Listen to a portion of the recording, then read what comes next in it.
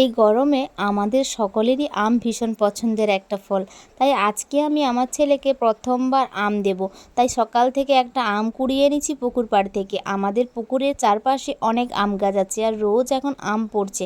আমগুলা যেহেতু পেকে গেছে আর আমগুলা এত পরিমাণে পেকে গেছে একদম নরম তুলতুলে হয়ে গেছে। প্রথমে আমটা আমি খেয়েছিলাম, খুব মিষ্টি লাগাতে ভাবলাম ছেলেকেও দেওয়া যাক। এই গরমে কিন্তু ছেলেকে একবারও এখনও আম দেওয়া হয়নি, তাই ভাবলাম আজকে ওকে আমটা দেওয়াই যাক।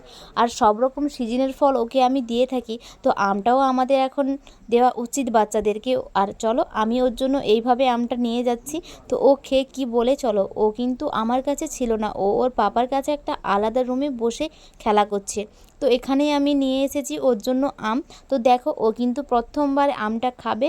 তো খেয়ে কিন্তু ও প্রথমে একটু টক টক বলছিল, কিন্তু তারপরে কিন্তু ও পুরো আমটা খেয়ে ফিনিশ করে দেয়। তোমরাও তোমাদের বাচ্চাদেরকে এইভাবে দিতে পারো। টাটা।